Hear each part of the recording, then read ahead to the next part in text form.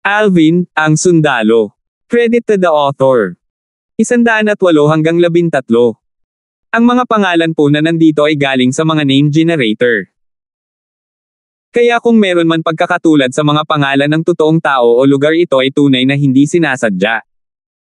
Ang boses ni Gian ay puno ng bakas ng kawalang awa. Cloud Leopard. Third level core formation Fierce Beast. Malungkot ang ekspresyon ng ilan sa mga kabataan sa Squad 3. Ang mga kabataang ito ay pawang mga martial artists sa ikalawang antas ng core formation. Sa sandaling ito, 4 na figure ang umalis sa unang sandali na umaakit sa atensyon ng natitirang mga kabataan. Ito ang grupo ni Alvin. Talagang may swerte si Chendong na iyon. Ngayong naging kaibigan na siya ni Alvin, ang misyon na ito ay magiging napakasimple para sa kanya sa tulong ni Alvin. Enough! There's no use mentioning this. Pag-usapan natin kung paano tayo magtutulungan. Habang ang grupo ng mga kabataan mula sa Squad 3 ay nag-uusap pa, ang 4 na grupo ni Alvin ay nakapasok na sa kaloob-looban ng Dawnshroud Mountain Range. Chendong, hindi masama ang swerte mo dahil nakakaasa ka sa amin ni Alvin. Tinapik ni Quinten ang balikat ni Chendong habang nakangisi. Hindi pinansin ni Chendong si Quinten at sa halip ay tumingin kay Alvin na may seryosong ekspresyon. Alvin, kung makatagpo tayo ng Cloud Leopard, sana hindi mo ako tulungan kaagad. Gusto kong subukan ang sarili ko, at gusto ko lang na tulungan mo ako kung may panganib ako. Okay lang ba? Napatingin si Alvin kay Chendong na may bahagyang pagtataka bago tumango. Talagang hindi niya napansin na ang Chendong na kadalasan ay parang isang babae ay magkakaroon ng ganoong katatag at determinadong panig. Chendong, humihingi ka talaga ng dagdag na gulo. Sa Alvin dito, wala na tayong kailangang gawin. Umiling si Quinten at tumawa. Biglang tumawa si Alvin at sinabing, Quinten, base lang sa sinabi mo, ikaw mismo ang manghuli ng iyong Cloud Panther. O maaari mong hilingin kay Ray na tulungan ka dahil hindi ko gagawin. FK. Alvin, hindi nakakatawa ang biro na iyon. Napatulala si Quinten. Pagkatapos sabihin iyon, tumingin siya kay Ray para lang makitang nakatalikod si Ray, na parang hindi niya napansin ang kanyang tingin. Bigla niyang naramdaman na nahulog siya sa hukay na siya mismo ang naghukay. Alvin. Biglang tumingin si Ray kay Alvin at nagtanong, paano mo nakamit ang estado sa pagitan ng tulog at gising? Isa, hindi ka isang sundalo na nakaranas ng daan-daang labanan at nakasanayan ng magkampo sa labas. 2, hindi ka assassin. 3, hindi ka isang Origin Core Stage powerhouse. Mayroon ka bang isang uri ng lihim na pamamaraan? Malinaw, interesado si Ray sa paraan ni Alvin sa pagkamit ng estado sa pagitan ng tulog at gising. Sa abot ng kanyang mahuhulaan, tiyak na may lihim na pamamaraan si Alvin. Hindi mahalaga kung ito ay ang ritmo ng paghinga kapag tumatakbo, o ang pagbubutas ng kahoy upang gumawa ng apoy, ang lahat ng ito ay mga bagay na nagpaunawa sa kanya kung gaano kamahimala si Alvin. Ray, sa pagkakataong ito natatakot akong mabaigo ka. Wala talaga akong sekretong pamamaraan para dito. Umiling si Alvin. Nakakaranas ng daan-daang laban at nakasanayan na magkampong sa labas. Hindi ba ito eksaktong naglalarawan sa kanyang nakaraang buhay bilang isang mersenaryo? At saka, kahit na wala siyang karanasang ito, umaasa sa kanyang kaluluwa na maihahambing sa kaluluwa ng isang Origin Core martial artist, magagawa niya ang maraming bagay na magagawa lamang ng mga Origin Core martial artist. Kabilang ang paraan ng pagpasok sa estado sa pagitan ng tulog at gising. Then, next time I sleep, I'll have to trouble you to take care of me. Remember to wake me up when a fierce beast attacks. I can finally sleep properly tonight. Ang mga mata ni Ray ay kumislap sa isang tusong ngiti. Ako din. Nagningning ang mga mata ni Quinten. Ako. Gusto ko rin, nahihiyang sabi ni Chendong. Gusto mo ate? Kung gusto mo, tanungin mo si Quinten. Kumaibot ang mga sulok ng bibig ni Alvin habang nakatitig kay Chendong. Hindi mo ba alam na hindi ako umiindayog sa ganoong paraan? Sa lalong madaling panahon, nakatagpo ng 4 na grupo ni Alvin ang kanilang unang Cloud Leopard na hinarap ni Chendong. Bagamat ang martial skills ni Chendong ay nalinang lahat sa isang mahusay na antas, siya ay isa lamang ikalawang antas ng core formation martial artist pagkatapos ng lahat, at sa gayon siya ay mabilis na pinilit sa isang hindi magandang posisyon ng Cloud Panther. Whoosh! Nangangatog ang figure ni Ray at malapit nang mag-flash para tulungan si Chendong. Pumalakpak. Iginalaw ni Alvin ang kanyang kamay para idiin sa balikat ni Ray at bahagya siyang umiling. Hindi pa. Tumingin si Ray kay Chendong na may hindi tiyak na ekspresyon. Hindi nagtagal, tila may napansin si Ray, at ang mga sulok ng kanyang bibig ay may bahid ng ngiti. Mamatay. Sa sandaling ito, umungal si Chendong, at ang origin energy sa kanyang kamao ay sumabog. Sa itaas niya, bukod sa tatlong sinaunang mammoth silhouette, isa pang sinaunang mammoth silhouette ang lumitaw. Ang lakas ng apat na sinaunang mammoth. Ikatlong antas ng core formation stage. Bang! Binasag ni Chendong ang bungo ng Cloud Leopard sa isang suntok, pagkatapos ay nagpumiglas ang Cloud Leopard ng ilang sandali bago bumagsak sa lupa. Huff. Yumuko si Chendong sa kanyang baywang habang siya ay huminga ng mabigat. Sumili ang ngiti sa kanyang mukha nang masilayan niya ang bangkay ng Cloud Leopard. Ano ba? Si Quinten ay natulala. Ang pagpasok ni Chendong sa ikatlong antas ng core formation stage ay nangangahulugan din na sa kanilang apat na grupo, siya ang bottom feeder. Quinten, di ba sabi mo gusto mong makipag-spar sa akin ng ilang rounds?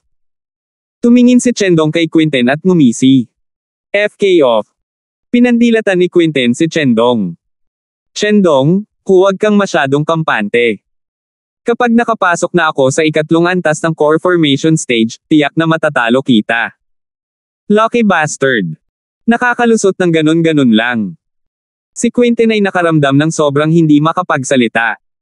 Quinten, bakit hindi kita tulungang harapin ang Cloud Leopard mo? Hindi kita guguluhin kahit ano. Naningkit ang mga mata ni Ray habang nakangiti. Hindi, kailangan ko pang umasa dito para tulungan akong makalusot. Nagmamadaling umiling si Quinten. Saganang kanya, dahil maaaring makalusot si Chendong habang nakikipaglaban sa isang Cloud Leopard, kaya niya rin.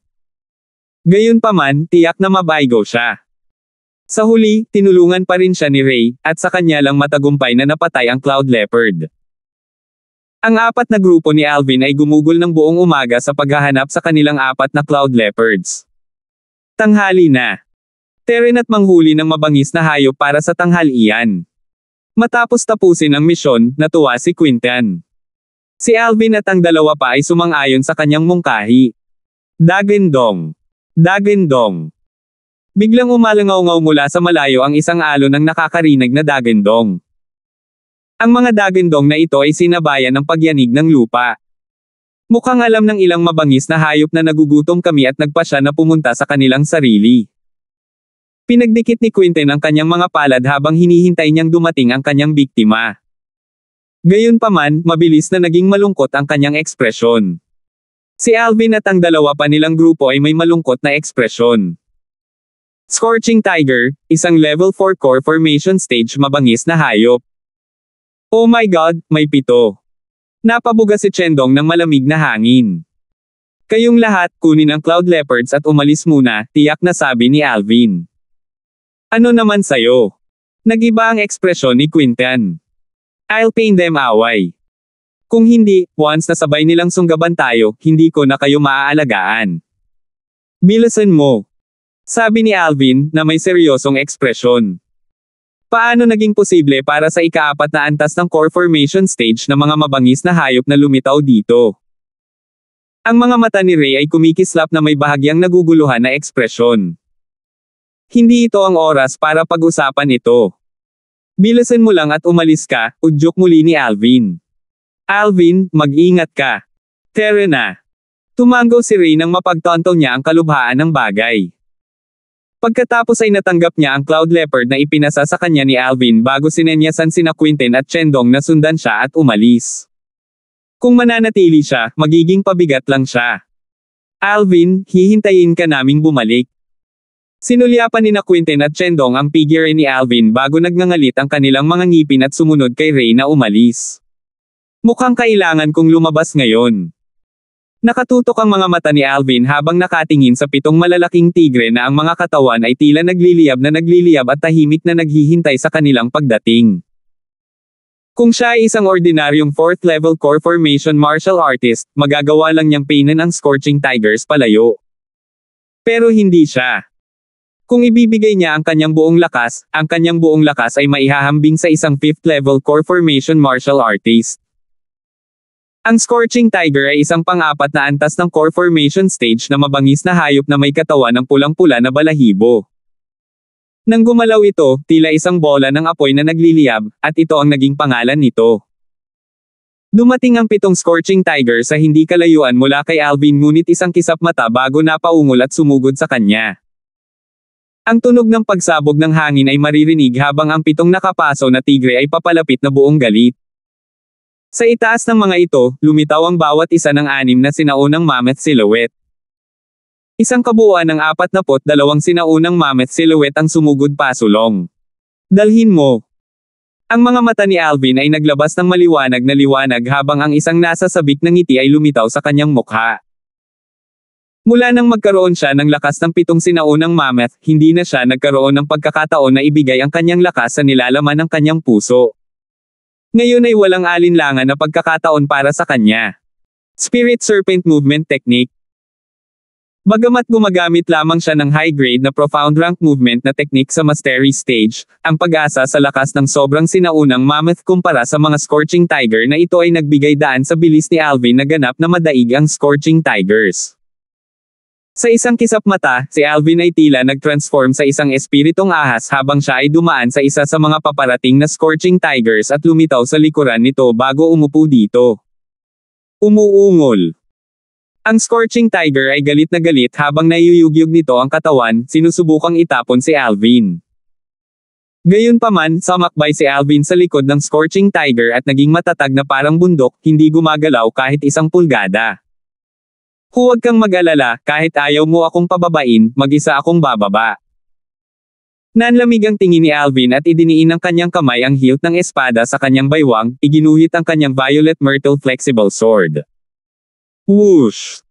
Ang kanyang espada ay kumislap, sumasabog sa kanyang buong lakas ng 7 sinaunang mammoth.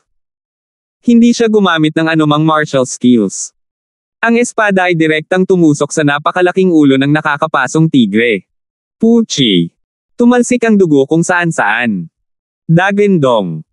Isang malungkot at matinis na ungol ang pinakawalan ng Scorching Tiger bago bumagsak ang katawan nito sa lupa. Whoosh! Ginamit ni Alvin ang likod ng Scorching Tiger bilang stepping point at tumalon sa likod ng iba pang 6 na Scorching Tigers, umaasa sa kanyang pambihirang bilis at lakas upang patayin ang Scorching Tigers isa-isa. Ang 7 Scorching Tigers ay bumagsak lahat sa kanyang espada. Klang! Nakahinga ng maluwag si Alvin habang sinasaklab niya ang Violet Myrtle Flexible Sword sa kanyang kamay. Kumislap ang tingin ni Alvin at pagkatapos ay iginuhit muli ang Violet Myrtle Flexible Sword. Pilit niyang pinunit ang balat at balahibo ng Scorching Tigers, gayon din ang ilan sa mga parte ng katawan nila, at saka inimbak lahat sa loob ng kanyang spatial ring. Sa kasalukuyan, ang spatial ring sa kamay ni Alvin ay ang spatial ring na iniwan ng young sect leader ng Boundless Sect.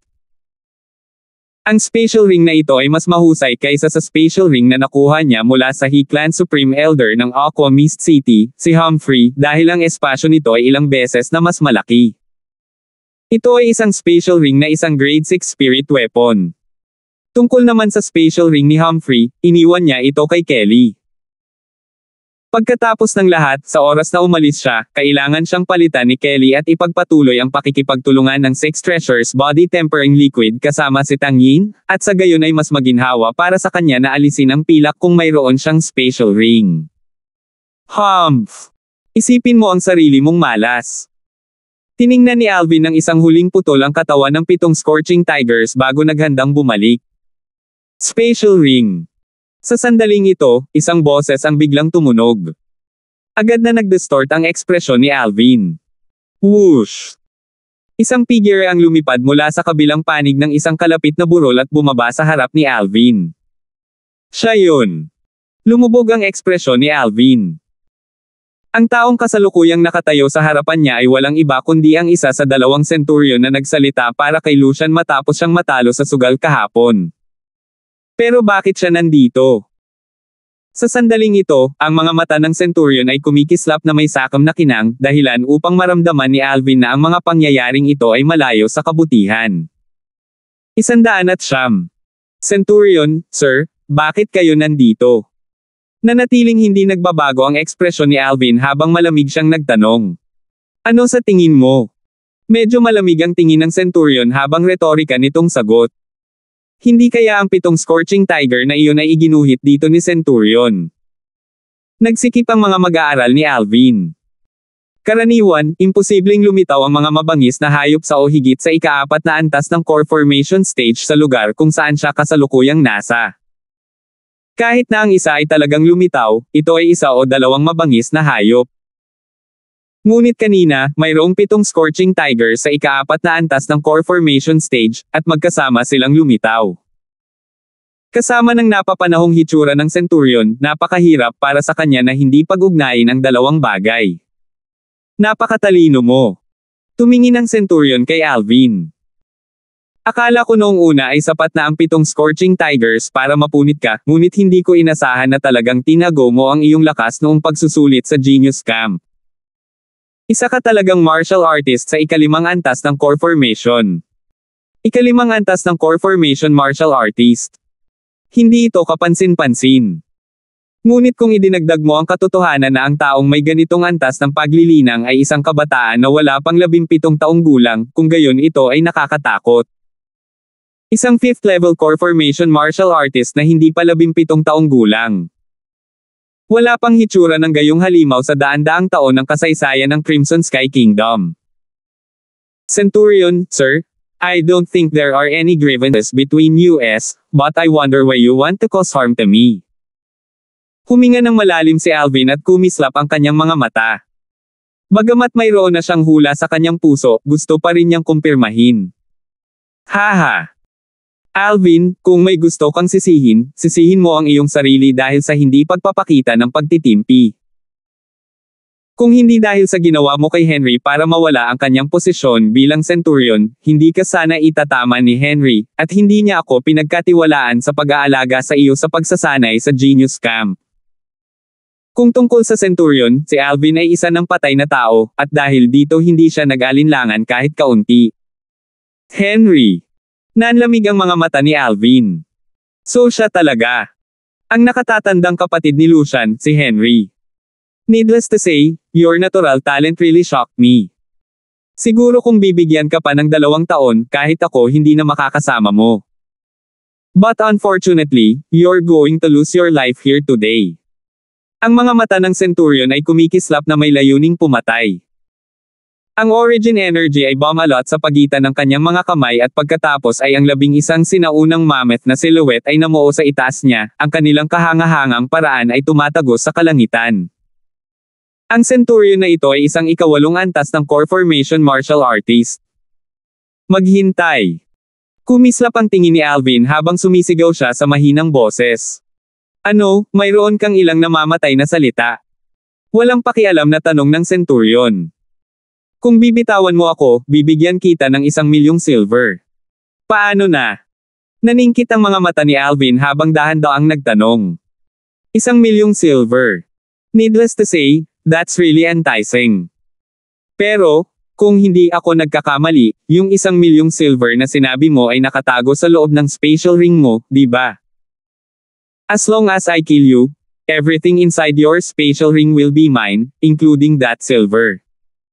Isang ngiti ang lumitaw sa mukha ng centurion. Parang nasa loob na ng kanyang bulsa ang spatial ring ni Alvin. Sa una ay ginagawa ko lamang ang isang pabor kay Henry sa pamamagitan ng pagpapataboy sa 7 scorching tiger na iyon dito para hayaan silang patayin ka. Ngunit hindi ko inaasahan na talagang itinago mo ang iyong lakas at magagawa mong harapin ang lahat ng 7 scorching tigers. At ang mas hindi inaasahan ay mayroon ka talagang mahalagang bagay tulad ng spatial ring. Nang matapos siyang magsalita, ang mukha ng centurion ay natatakpan ng layuning pumatay. Sa ganang kanya, hanggat pinatay niya si Alvin, lahat ng pag-aari ni Alvin ay magiging kanya. So naging matako ka diba? Naningkit ang mga mata ni Alvin habang nagtatanong siya sa paraang walang pakialam. So ano? Ngumisi ang Centurion. Hindi ko na nais na maghugas ng hininga sa iyo. Papatayin kita ngayon at kukunin ang iyong spatial singsing. Ganyan ka ba ka-confident na mapapatay mo ako? Nagsimulang tumawa si Alvin. Nang marinig ang kanyang sinabi, ang puso ng Centurion ay bumigat at sinimulan niyang suriin ang paligid. Nang mapansin niyang walang mali, tumanggo siya at sinabing, Alvin, putulin mo ang kalokohan. Walang alinlangan na mamamatay ka ngayon, maliban kung mayroon kang lakas na higit pa sa akin. Gayunpaman, imposible iyon. Gumalaw ang Centurion nang matapos siyang magsalita. Whoosh!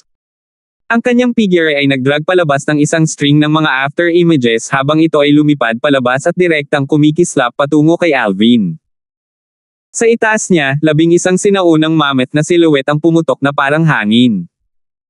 Nanlamig ang mga mata ni Alvin habang kumikilos siya para hamarang. Spirit Serpent Movement Technique. Gumalaw ang kanyang katawan na parang naging isang maliksi at maliksi na espiritong ahas. Sining sa pagguhit ng espada. Ang Violet Sword Light ay parang dila ng makamandag na ahas habang ito ay kumikislap patungo sa Centurion na nagbabantang papalapit. Agad, lumitaw ang 8 sinaunang mammoth silhouette sa itaas ng Alvin. Ikaw. Nagtago ka pa talaga ng lakas. Natarante ang figure ng Centurion at madali niyang naiwasan ang hampas ng espada ni Alvin bago kumislap sa isang tabi at tinitigan si Alvin ng hindi makapaniwala. Ang lakas ng 8 sinaunang mammoth. Ito ang simbolo ng ika-6 na antas ng core formation martial artist. May hindi tama. Hindi nagtagal, ang kanyang tingin ay nahulog sa Violet Myrtle Flexible Sword sa kamay ni Alvin at napabulalas siya, spirit weapon.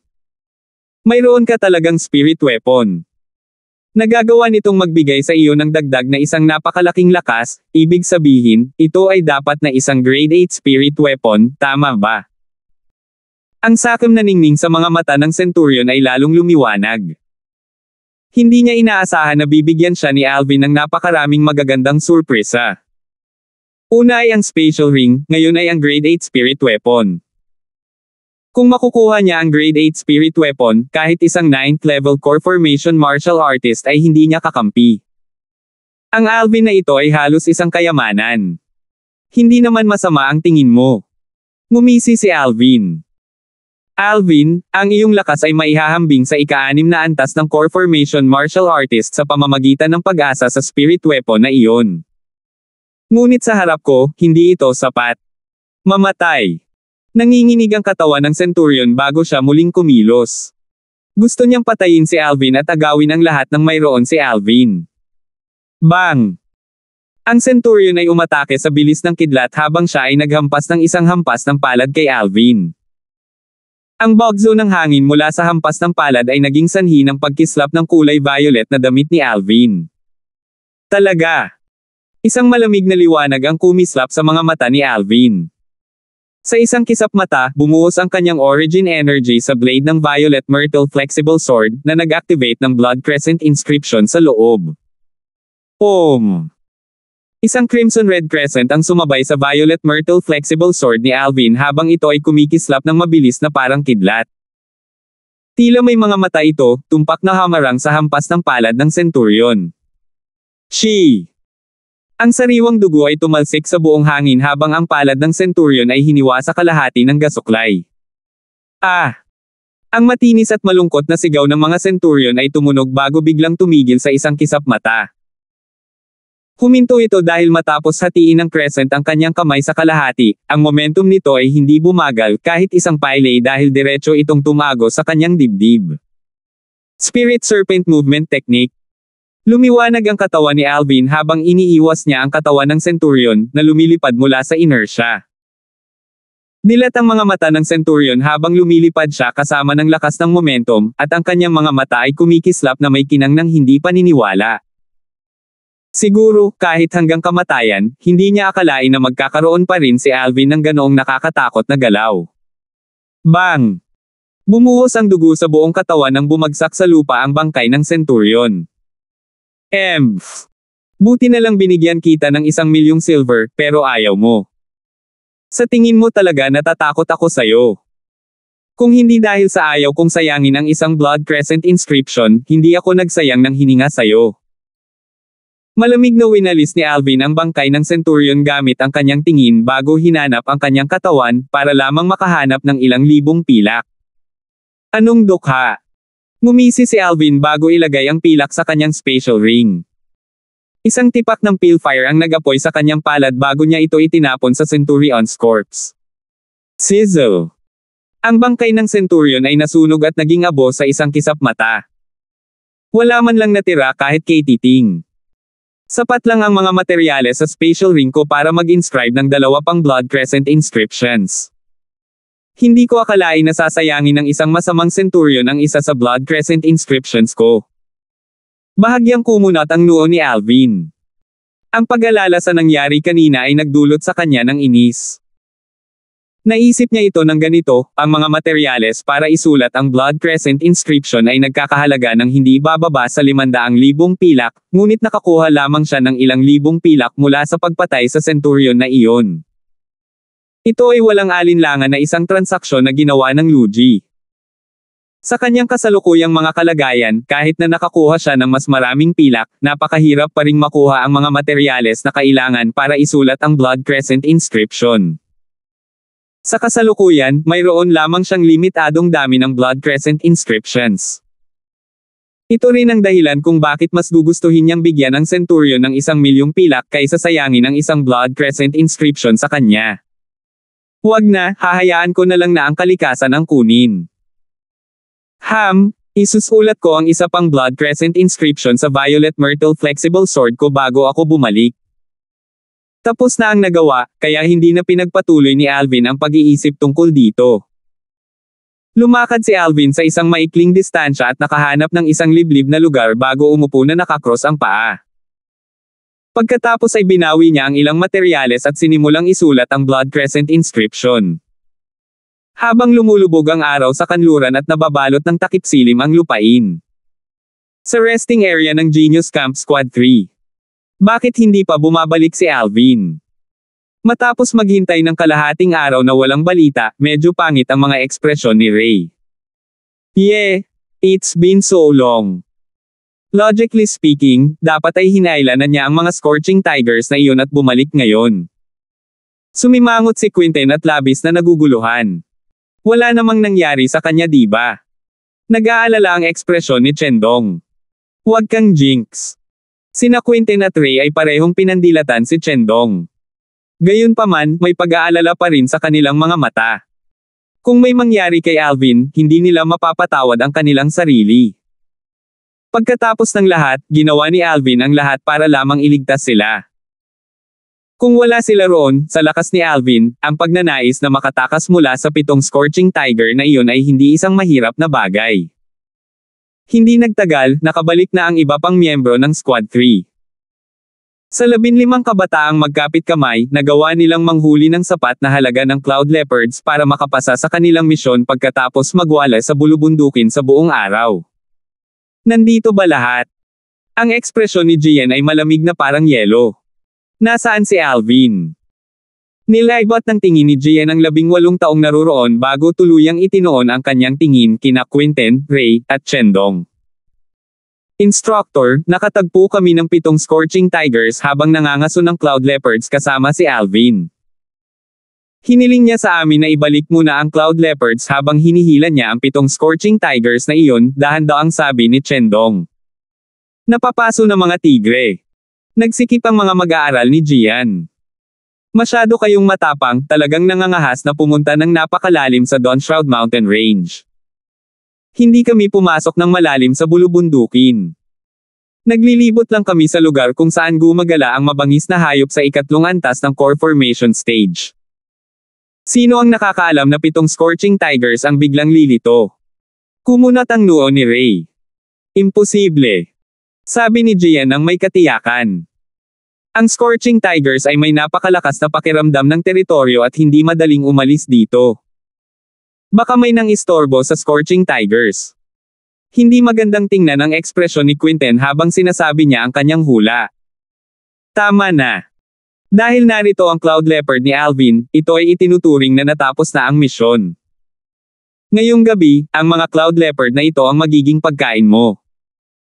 Matapos ibigay ang kanyang mga order, umupo si Gian sa isang tabi at inihaw ang kanyang sariling biktima. Si Ray, Quentin, at Shendong ay hindi kumakain buong araw at matagal nang nagugutom, ngunit sa sandaling ito, hindi sila kumikibo dahil wala silang gana.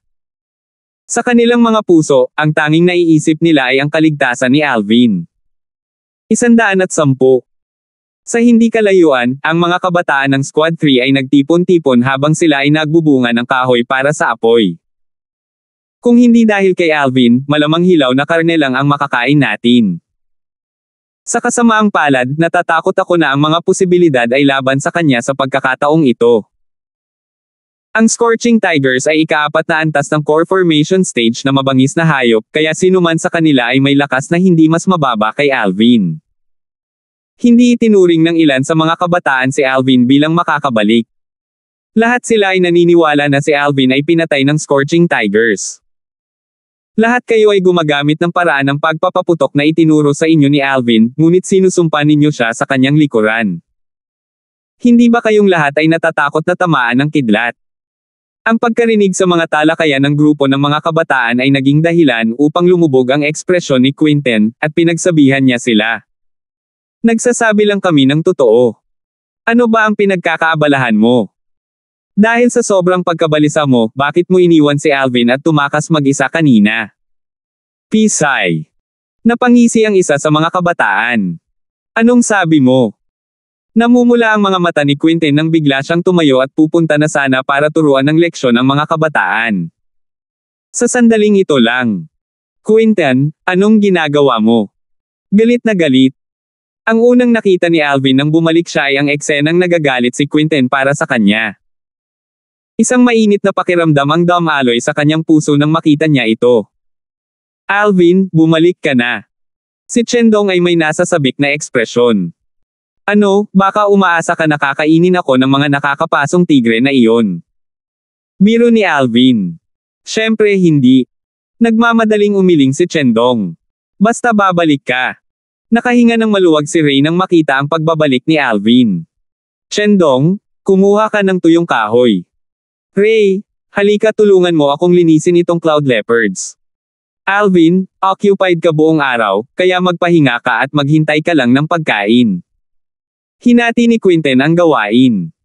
Kung gayon, tama na tamasahin ko ang espesyal na paggamot na ito. Tumawa si Alvin. Tulad ng nangyari, si Alvin ay napagod mula sa espiritual na lakas na kanyang ginugol upang isulat ang Blood Crescent inscription. Ngayon ay makakapagpahinga na siya sa wakas. Sa pagiging abala ni Ray at ng iba pa tungkol sa pagtatrabaho ng sama-sama, isang apoy sa kampo ay mabilis na nagliyab at ang halimuyak ng karne ay umalangaw-ngaw sa hangin. Inihaw ni Quentin ang karne habang tinanong niya, Alvin, mahirap bang pakitunguhan ang mga Scorching Tiger na iyon? To think na hinahabol ka talaga nila buong hapon at napagod ka sa ganoong estado. Sina Ray at Shendong ay tumingin kay Alvin na may kakaibang ekspresyon din. Si Alvin ay nakahiga sa sahig at komportableng ipinikit ang kanyang mga mata bago pinag-cross ang kanyang mga paa at nagsalita. Don't remind me. Inilayo ko ang mga Scorching Tigers na iyon hindi nagtagal pagkatapos umalis kayong tatlo. At nagkataon na ang malas kong araw. Ang direksyon kung saan iginuhit ko ang mga Scorching Tigers na iyon ay mas malalim pa sa Dawn Shroud Mountain Range, at bilang isang resulta, hinabol ako ng isang spike mink na malapit nang makabalik sa buong hapon. Siya ay natural na hindi magsasalita ng katotohanan, at sa gayon ay casual na gumawa ng dahilan. Spike mink. Medyo mapatla ang mga ekspresyon ni Ray at ng iba pa. Ang grupo ng mga kabataan sa malapit ay namutla rin ang mukha. Maging ang instructor ng Squad 3, si Jian, ay hindi napigilan ang sarili na hindi mapakilos. Ang Spike Monk ay isang mabangis na hayop sa ikalimang antas ng core formation stage, at ito ay nakinabang dahil sa maliit nitong sukat, na ginagawa itong isa sa mga nangungunang mabangis na hayop sa ikalimang antas ng core formation stage.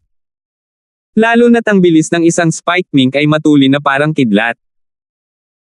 Kahit na sa lawak ng pagiging maihahambing sa isang 5th level core formation martial artist na naigalinang ng isang mataas na grade na profound rank movement na technique sa perfection stage. Nagawa mo talagang tumakas mula sa isang spike mink. Mabangis na nilunok ni Quinten ang kanyang laway. Kasama ang instructor na si Gian, bawat isa sa iba pang 15 kabataang naroroon ay nagpanteng ang kanilang mga tainga at nakinig ng mabuti. Malinaw, lahat sila ay gustong malaman kung paano tumakas si Alvin mula sa isang spike mink. Sa ganang kanila, ito ay talagang isang hindi kapani-paniwalang gawain. Hindi ba si Alvin ay isang pang-apat na antas ng core formation martial artist?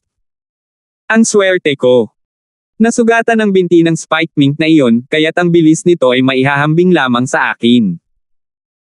Kung hindi dahil doon, malamang ay natapon na ang buhay ko sa Dawnshroud Mountain Range, sabi ni Alvin, na may ekspresyon na tila nagpapakita na mayroon siyang matagal na takot. Talagang good luck iyan. Nakahinga ng maluwag ang grupo ng tatlo ni Ray. Masaya sila para kay Alvin. So yun ang nangyari. Ang pagdinig sa kanyang kwento ay nagbigay daan sa mga kabataang Squad 3 na sa wakas ay maunawaan ng malinaw. Tulad nito, maipaliwanag ang lahat.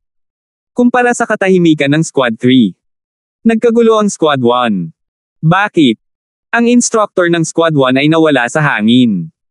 Nasaan ang instructor? Nagkatinginan ang grupo ng mga kabataan. Pwede rin ba itong maging bahagi ng pagsasanay? Nanghula ang ilang tao. Lizardo, ano sa tingin mo? Napatingin ang ilan sa mga kabataan sa binata na nakasuot ng pulang damit na nakatayo sa gilid. Malamig ang ekspresyon ni Lizardo habang niyayakap niya ang kanyang nakatabing espada. Nang marinig niya ang itinanong ng grupo ng mga kabataan, malamig siyang umiling. Hindi ko alam. Mukhang isa ito sa mga routine ng pagsasanay sa Genius Camp.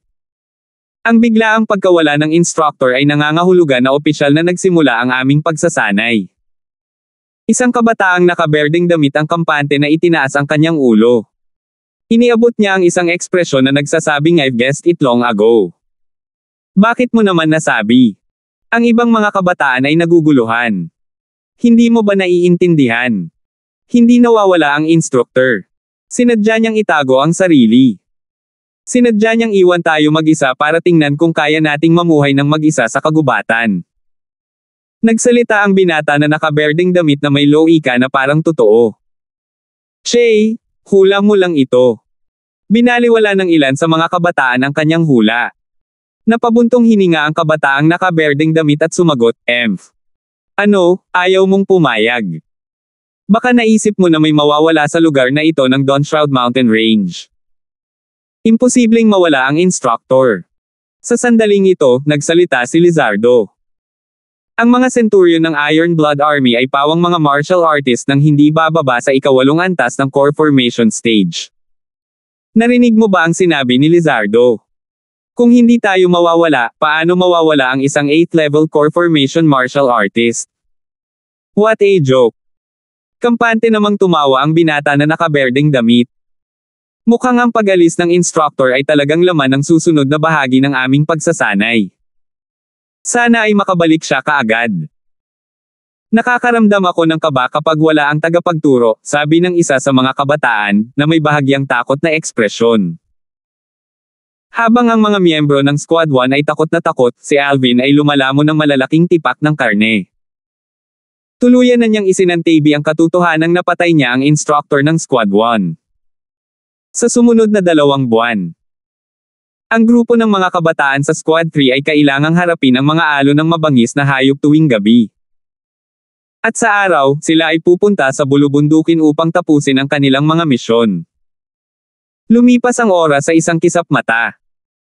3 araw na lang ang natitira sa buong 3 buwang pagsasanay. Sa kasalukuyan, kasama ang 4 na grupo ni Alvin, 11 na lang ang natitira sa Squad 3. Isang tao na lang ang kailangang maalis. Ang 4 na grupo ni Alvin ay nagkakasundo sa isa't isa gaya ng dati. Ang 7 pang kabataan, gayunpaman, kahit na nakikipagtulungan pa rin sila sa isa't isa, nagsimula na silang maghinala sa isa't isa. Alam nilang lahat na ang taong susunod na aalisin ay tiyak na isa sa kanila. Malamang na ito ay magiging isang dog-eat-dog na sitwasyon. Sinulyapan ni Quinten ang kalapit na 7 kabataan at tumawa. Quinten, parang medyo natutuwa ka sa kasawian nila. Umiling si Alvin at tumawa. Siyempre. Kapag naalis na nila ang isa sa mga tao sa kanila, makakaalis na tayo sa mapahamak na lugar na ito, sabi ni Quinten, sa isang bagay na paraan. Biglang naging malungkot ang ekspresyon ni Alvin.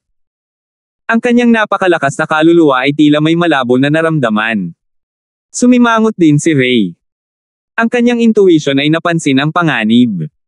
Anong problema? Sina Chendong at Quinten ay nagtatanong na tumingin kay Alvin. Bang! Bang! Hindi man lang nagkaroon ng pagkakataong magsalita si Alvin dahil sa sumunod na sandali, nagsimulang manginig ang lupa. Ang pagyanig ng lupa ay sinamahan ng kakaibang dagandong ng hayop na umalangaw-ngaw mula sa kailaliman ng Dawnshroud Mountain Range. Hindi nagtagal, isang grupo ng mabangis na hayop ang lumitaw sa harap ng mga mata ng lahat. Hindi maganda, ito ay isang beast tide. Nadistorbo ang ekspresyon ni Jian, pagkatapos ay nag-flash out ang kanyang katawan, na naging bulk zone ng hangin na mabilis na lumabas sa Dawnshroud Mountain Range. Habang ginagawa niya iyon, umungal siya, tumakas ka. Maging ang instructor ay tumakas, at sa gayon si Alvin at ang iba pang mga kabataan ay natural na hindi magpapatalo. Tara na. Nakatuon ang ekspresyon ni Alvin, pagkatapos ay sumabog ang kanyang origin energy at gumalaw ang kanyang mga binti na parang hangin. Spirit Serpent Movement Technique. Nanguna si Alvin at sumunod sa likod ni Jian. Gayunpaman, mabilis na tumakbo si Jian at mabilis na iniwan si Alvin sa malayo. Sina Ray, Quinten, at Chendong ay sumunod na malapit sa likod ni Alvin at tumakas palabas ng Dawnshroud Mountain Range habang nasa isang alarma na estado. Hindi sila nasaktan. Huff huff huff. Bukod kay Alvin, na tahimik pa rin, at Ray, na medyo nagmamadali ang paghinga, parehong yumuko sina Quinten at Chendong habang sila ay mabangis at mabigat na huminga. Sa kabutihang palad, nakalusot ako sa ikatlong antas ng core formation stage kalahating buwan na ang nakalipas. Kung hindi, baka hindi ko na napanatili ang buhay ko. Sa paggunita sa eksena noon, nagkaroon ng matagal na takot si Quinten. Samantala, dumating naman ang 4 pang kabataan mula sa Squad 3. Ang 4 na kabataan ay may magkatulad na ugali. Lahat sila ay mga 3rd level core formation martial artists. Tulad ng para sa iba pang 3 kabataan, sila ay pangalawang antas lamang ng core formation martial artist, at mananatili sila sa loob ng Dawnshroud Mountain Range magpakailanman. 8 kabataan na lamang ang natitira mula sa huling 11 kabataan sa Squad 3. Kung tayo man ay mas mabagal, lahat tayo ay kailangang manatili doon magpakailanman. Kumbaga, sa mga beast tides na ito, ang mabangis na mga hayop na nangunguna sa pagsalakay ay medyo mas mababa ang lakas, samantalang ang lahat ng mga mabangis na hayop ay sumusunod sa likuran. Sa makatuwid, walang kakulangan ng origin core stage na pag-iral sa kanila. Si Ray ay may nakakatakot na ekspresyon. Whoosh! Whoosh! Whoosh! Whoosh! Whoosh! Sa sandaling ito, maraming figure ang lumabas sa Dawnshroud Mountain Range. Ang 3 tao na nangunguna ay mismong ang iba pang 3 centurion. At isang grupo ng mga kabataang nasa malungkot na kalagayan ang sumunod sa likuran nila. Sina Lucian at Hudson ay kapwa kabilang sa grupo ng mga kabataan. Wala nang maraming kabataan ang natitira sa Squad 2, Squad 4, at Squad 5. Bawat squad ay mayroon lamang wala pang 10 miyembro na nakaligtas. Ang Squad 5 ang pinakamasama, dahil 4 na miyembro na lang ang natitira.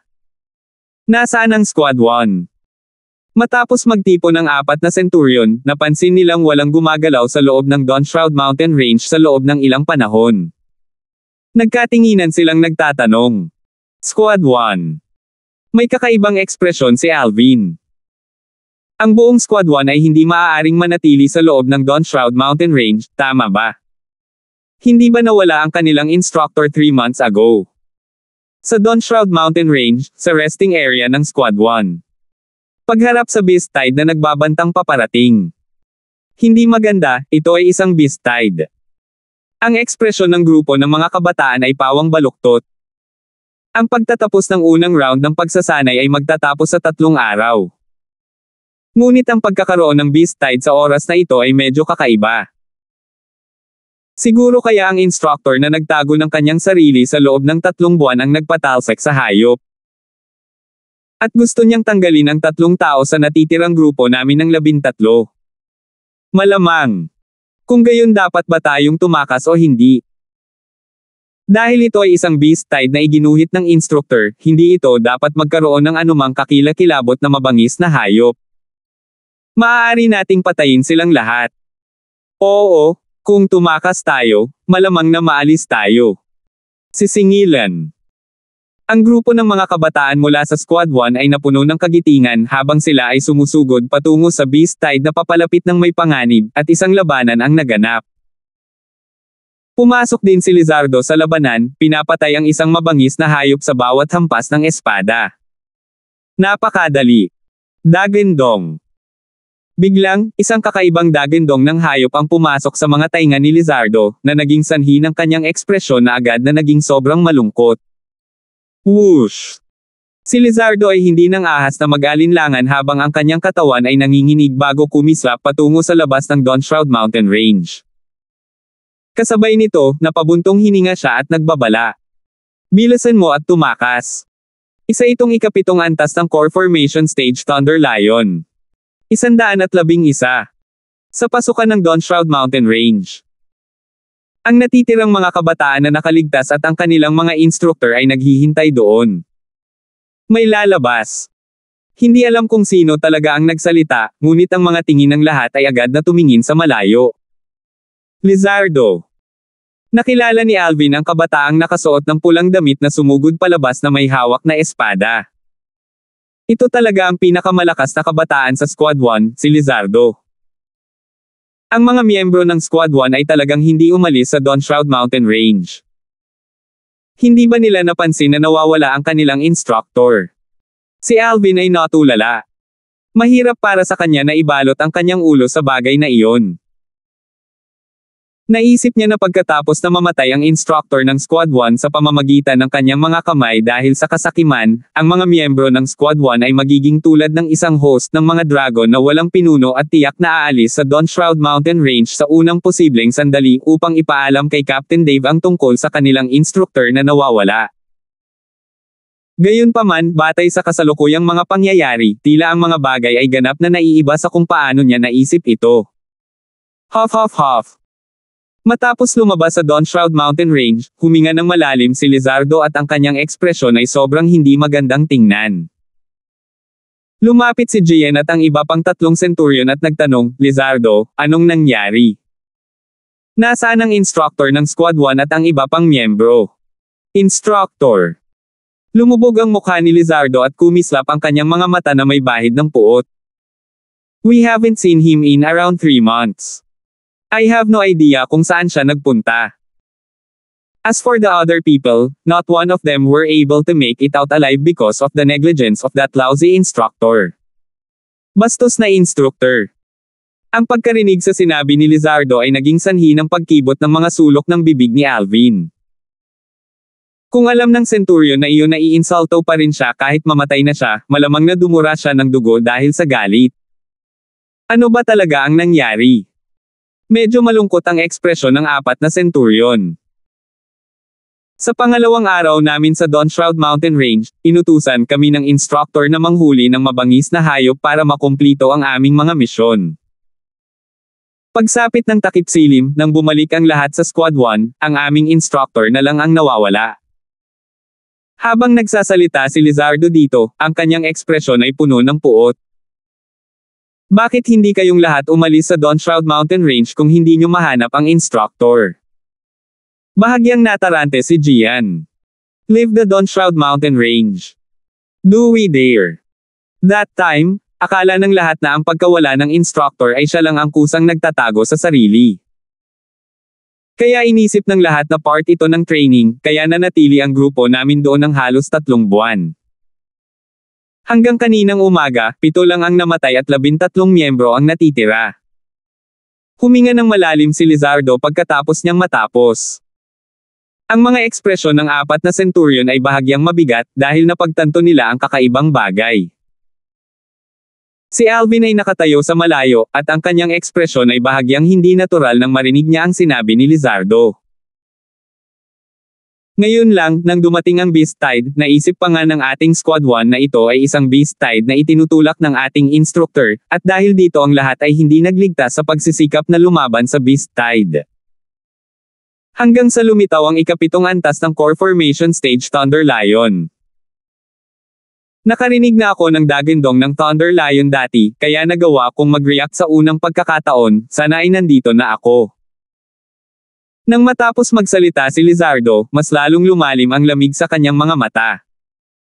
Lahat ng ito ay dahil sa instructor ng ating Squad 1, Froilan.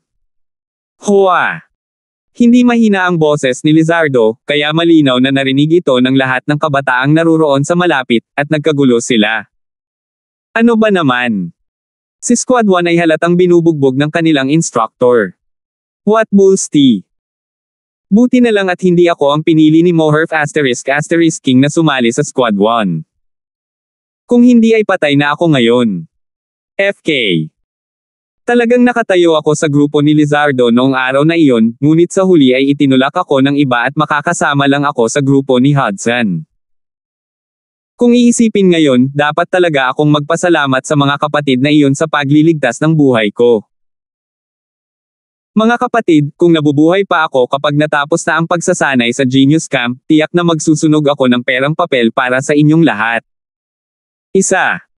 Dahil nakita kong marami na ang mga taong nakatayo sa paligid ni Lizardo kaya pumunta ako sa grupo ni Lucian. Ngayong naisip ko ito, iyon ay talagang isang malapit na tawag. Ang ilan sa mga kabataan ay may matagal na takot habang pinupunasan nila ang malamig na pawis sa kanilang mga noo. Alvin, mukhang hindi masama ang swerte natin. Kahit na medyo kakaiba ang pangalan ng instructor ng ating Squad 3, hindi bababa sa hindi siya mapagkakatiwalaan tulad ng instructor ng Squad 1. Sabi ni Quinten kay Alvin, bilang paraan ng pagpapahayag ng saya na naramdaman niya sa kanyang puso. Siguro. Walang pakialam na tumango si Alvin. Kung si Froilan talaga ang instructor ng kanilang Squad 3, at makakaharap sila ng Beast Tide, tiyak na tatakas siya sa unang posibleng sandali. Pagkatapos ng lahat, namatay si Froilan sa pamamagitan ng kanyang kamay, at sa gayon ay alam niya na imposible para sa Beast Tide na itaboy ni Froilan. Paano ang isang patay na tao ay magmaneho sa ibabaw ng Beast Tide? Hindi niya maiwasang mapabuntong hininga dahil sa emosyon. Masyado talagang walang muwang ang mga kabataan ng Squad 1. Bagamat siya ang dahilan ng insidente, wala siyang bahid ng pagsisisi. Noong panahong iyon, si Froilan ang determinadong patayin siya. Kung hindi niya pinatay si Froilan, kung gayon ang namatay ay siya sana. Imposible para sa kanya na sabihin sa sino man na pinatay niya si Froilan. Kung gagawin niya ito, mahaharap siya sa walang katapusang mga problema at maaaring magkaroon pa siya ng kapahamakan sa kanyang sarili. As far as he was concerned, wala naman siyang ginawang masama sa buong bagay. Malinis ang kanyang konsensya. Since when I became so sentimental? Tumawa si Alvin sa pangungutya sa sarili. Siguro kahit hindi niya namalaya na hindi na siya ang slaughter machine na dati at naging mas tao. Ang mga ekspresyon ng apat na centurion ay lubhang hindi magandang tingnan, pagkatapos ng isang talakayan sa kanilang mga sarili, nagpasya silang ibalik muna ang natitirang mga kabataan sa Iron Blood City. Ang bagay na ito ay kailangang iulat sa kapitan, o maging sa vice commander sa pinakamaagang posibleng sandali. Habang nasa daan, nainip si Quinten at nagsimulang magbilang. Sa 5 squad, 8 tao na lang ang natitira sa aming Squad 3, 1 tao sa Squad 1, 7 tao sa Squad 2, 9 na tao sa Squad 4, at 4 na tao sa Squad 5. First round pa lang ng training at 29 na tao na lang ang natitira mula sa unang 98 na kabataan. Nang sa wakas ay dumating si Quinten sa conclusion na ito, hindi niya maiwasang mapabuntong hininga. Sa 29 na tao na ito, dapat na mas mababa sa 10 ang natitirang 9 na buwan mula ngayon. Nagsikip ang mga mag-aaral ni Ray habang nagsasalita siya. I wonder kung ano ang magiging training natin pagkatapos ng turn of events na nangyari ngayon. Medyo curious si Alvin. Natitiyak niya na kasunod ng insidente ngayon, tiyak na mababago ang orihinal na rehimeng pagsasanay. Kung tutusin, sa orihinal na plano, magkakaroon ng kabuoang 50 katao ang mananatili pagkatapos ng unang round, ngunit ngayon ay mayroon na lamang 29 na tao ang natitira. Biglang sumimangot si Alvin. Itinaas niya ang kanyang ulo at tumingin sa Centurion sa di kalayuan. Nagmamadaling tumalikod ang Centurion, halatang takot na malaman. Ang Centurion na ito ay ang isa pang Centurion na nagsalita para kay Lucian pagkatapos niyang matalo sa sugal.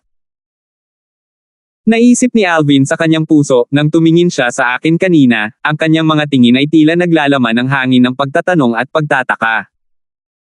Mukhang alam niya ang tungkol sa usapin ng pagkilos ni Froilan upang patayin ako. Sana ay kumilos ka, dahil wala akong pakialam na alagaan ka rin. Sa pag-iisip hanggang sa mga puntong ito, kumislap ang mga mata ni Alvin na may bakas ng lamig. Hindi siya nag-aalala sa sinumang nakasaksi sa kanyang pagpatay kay Froilan. Kung tutusin, kung ipagkakalat ang bagay na ito, ang malalagay sa gulo ay hindi siya. Bukod dito, walang maniniwalang may kakayahan siyang patayin si Froilan. Ang mga miyembro ng Yale Clan ay talagang lahat ay nakaligtas, bulong ni Quentin sa kanyang sarili, pagkatapos masulyapan ang mga miyembro ng Yale Clan. Bahagya siyang nadismaya.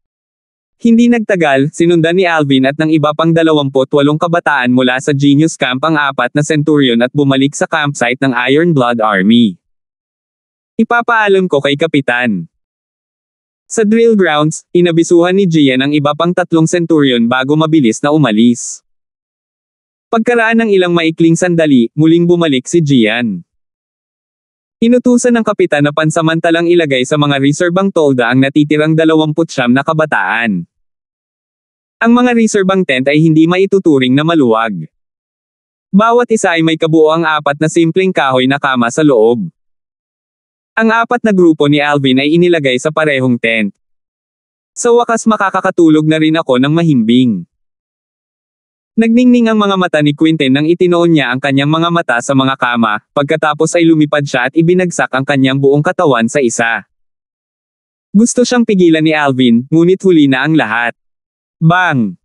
Bumaba ang katawan ni Quentin at nabasag ng malakas ang kama. FK.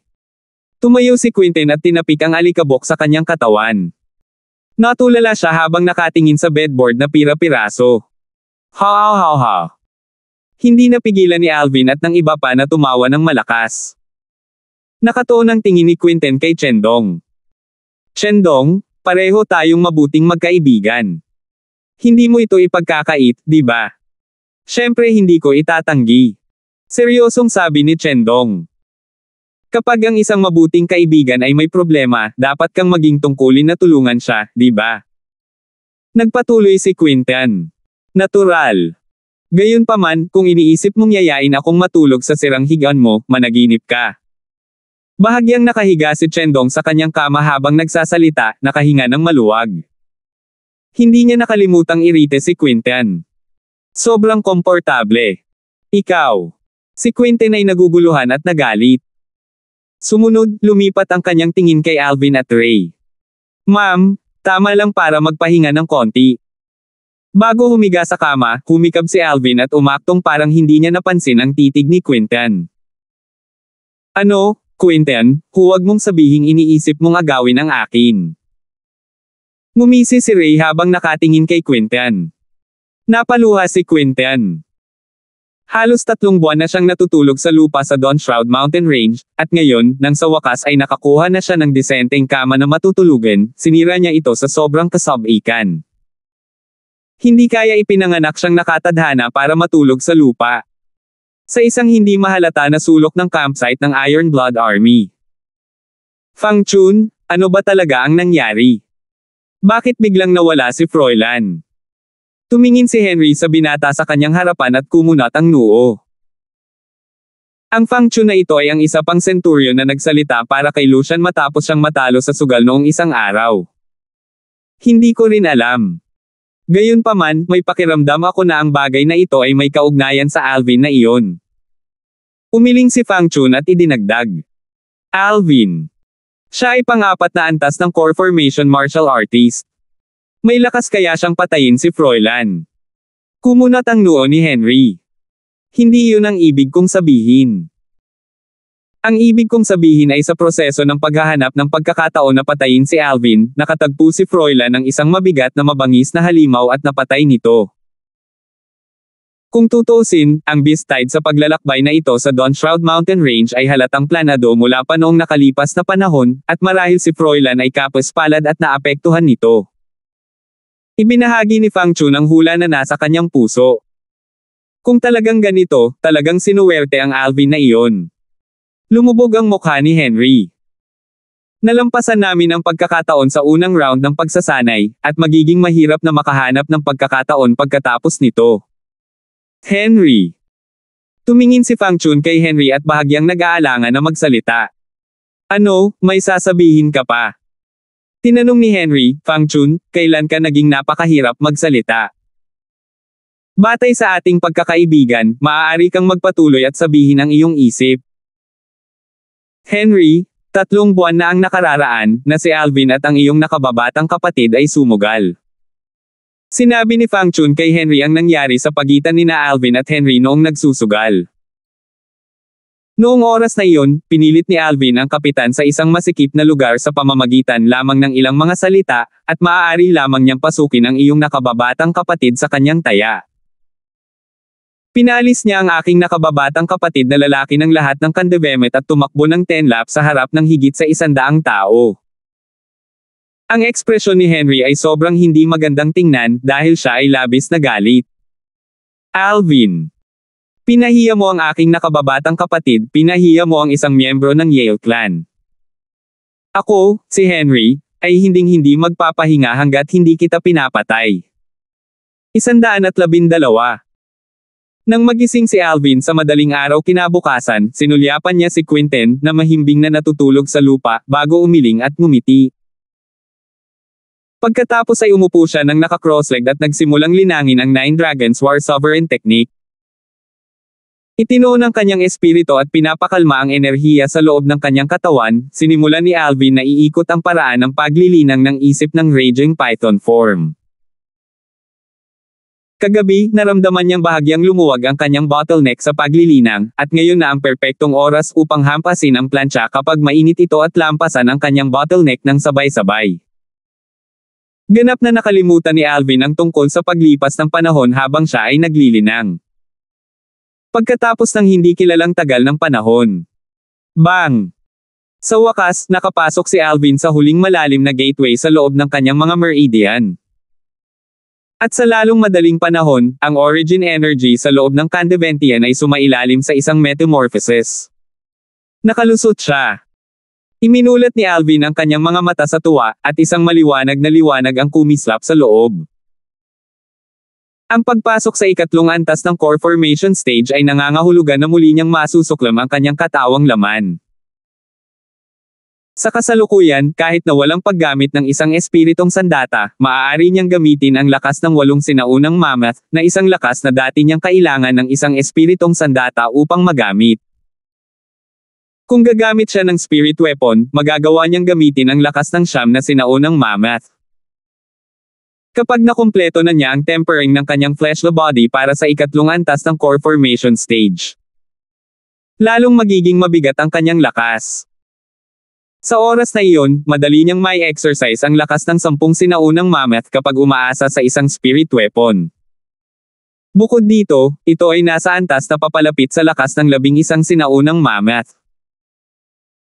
Ganap na nalampasan ang ikapitong antas ng core formation stage at bahagyang mas mababa sa ikawalong antas ng core formation stage.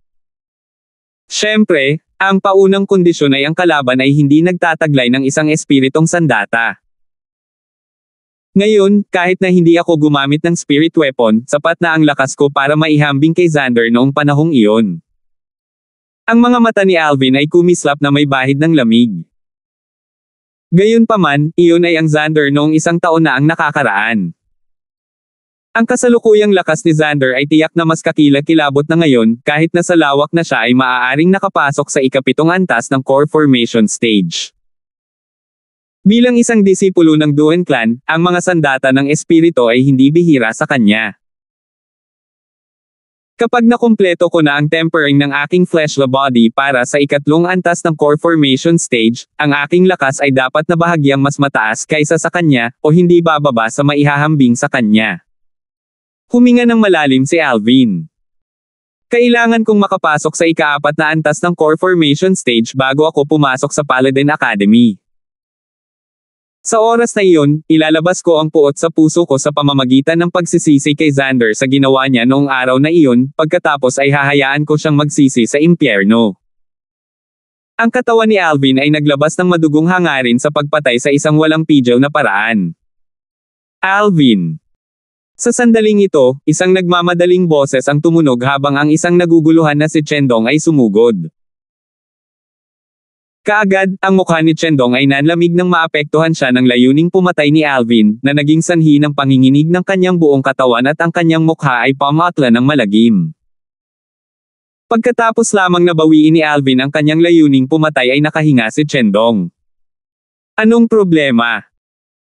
Samantala, napansin ni Alvin na parehong wala si Ray at Quinten, at napagtanto niya na medyo matagal na ang lumipas mula noong nagsimula siyang magtanim.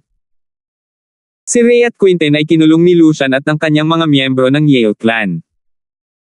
Napansin kong hindi maganda ang sitwasyon, kaya nagmadali akong bumalik para kunin ka. Si Chendong ay may nag-aalalang ekspresyon habang siya ay nagmamadaling magsalita. Ano? Ang mukha ni Alvin ay lumubog, at isang matinding liwanag ang sumilay sa kanyang mga mata. Inisip ba talaga ng Lucian na iyon na siya ay isang taong napakadaling eyebully? Tara na. Dinala ni Alvin si Chendong habang siya ay mabilis na umalis sa tent. Sa isang bakanteng espasyo sa gilid ng drill ground ng Iron Blood Army. Maraming kabataan ang nakapalibot sa lugar na ito at pinanood ang eksena. Sa karamihan ng tao, si Quinten ay nasa sahig na may mabibigat na pinsala at nasa sobrang awa. Sa tabi niya ay may ilang steamed buns na may bahid ng putik at damo. Ito ang almusal na ibinabalik niya para kay Alvin. Lucian. Isang malamig at walang pakialam na boses ang tumunog habang si Ray, na may malungkot na ekspresyon, ay lumabas. Sumasabog sa kanyang buong lakas ng apat na sinaunang mammoth. Walang anino na pag-anod ng liwanag. Dimensyon ng manggas. Si Ray ay tila nagbagong anyo sa isang kidlat na walang kapantay na bilis habang siya ay kumikislap patungo kay Lucian ng buong galit. Hindi naman masama ang martial skill mo, but unfortunately, the difference between our strengths is the strength of two ancient mammoths. You are not my match. Napamura si Ray kay Ray. Sa susunod na sandali, gumalaw ang katawan ni Lucian pati na rin ang anim na sinaunang mammoth na silhouette na namuo sa itaas niya. Whoosh! Sa isang kisap mata, bumigat ang katawan ni Lucian at ang bilis nito ay lumampas kay Ray, kaya nilagpasan niya si Ray at dumating sa likuran niya. Bang! Humampis siya gamit ang kanyang kamao at tila hindi man lang gumamit ng martial skill dahil sa panghahamak, direktang pinasabog si Ray. Kahit na hindi gumamit ng martial skill si Lucian, ang kanyang kamao ay naglalaman ng lakas ng anim na sinaunang mammoth, at sa gayon ay madali nitong nabasag ang defensive chi barrier ni Ray at pinasabog siya.